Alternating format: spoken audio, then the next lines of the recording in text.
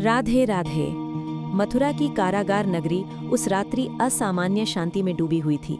अंधकार गहरा था, किंतु देवकी के हृदय में एक अद्भुत प्रकाश फैल चुका था। जैसे ही 8वें गर्भ ने देवकी की कोख में प्रवेश किया, उस क्षण कुछ बदल गया। देवकी का चेहरा, जो वर्षों से भय और पीड़ा से जकड़ा हुआ था, अचानक शांति से भर उठा। वसुदेव ये परिवर्तन देखकर विस्मित रह गए। उन्होंने भावुक स्वर में कहा, देवकी, तुम्हें बधाई हो, वो आ चुका है, 8वां पुत्र, जो केवल हमारा नहीं, तुम्हारे समस्त दुखों का अंत है। देवकी की आंखों में आंसू थे, पर वे आंसू भय के नहीं थे, वे आश्वासन के थे। वो धीमे स्वर में बोली, वसुदेव, न जाने क्यों अब मन शांत है। कंस का भय, मृत्यु का डर कुछ भी भीतर प्रवेश नहीं कर पा रहा। ऐसा लगता है जैसे स्वयं ईश्वर मेरी रक्षा कर रहे हों। कारागार की दीवारें वहीं थीं, बेड़ियां वहीं थीं, पर वातावरण बदल चुका था। क्षीर सागर में ईश्वरीय निर्णय। उसी क्षण क्षीर सागर में शेषनाग की शैया पर विराजमान भगवान विष्णु ने नेत्र खोले। उनकी दृष्टि में तीनों लोक स्पष्ट थे। मथुरा में अधर्म चरम पर था, कंस का आतंक बढ़ चुका था और धर्म अब अवतरण की प्रतीक्षा कर रहा था। प्रभु ने अपनी आद्य शक्ति का स्मरण किया, योग माया। क्षण मात्र में दिव्य प्रकाश प्रकट हुआ।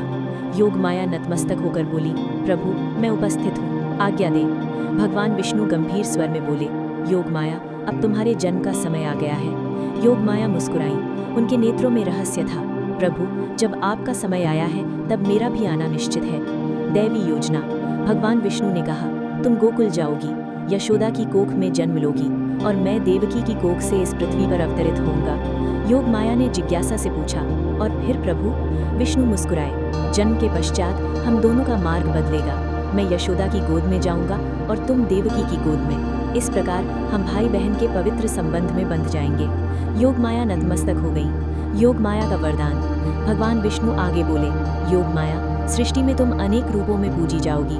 कहीं तुम भद्रकाली कहलाओगी, कहीं दुर्गा, कहीं शारदा, कहीं वैष्णवी। शक्ति की प्रत्येक धारा तुम्हारी ही रूप होगी। जब कंस तुम्हें हानि पहुंचाने का प्रयास करेगा, तब तुम आकाश में विलीन होकर उसे उसके अंत का संकेत दोगी। योग माया ने शांत स्वर में उत्तर दिया, जैसा प्रभु की इच्छा, आपकी लीला ही मेरी साधना है। और वो दिव्य प्रकाश क्षीर सागर में विलीन हो गया। कारागार में आश्वासन। मथुरा की कारागार में देवकी की आंखें बंद थीं, उनके मुख पर शांति थी। उन्हें ज्ञात नहीं था कि उनकी कोख में केवल पुत्र नहीं, स्वयं नारायण अवतरण की तैयारी कर चुके थे, और समय धीरे धीरे ईश्वर की लीला की ओर बढ़ रहा था।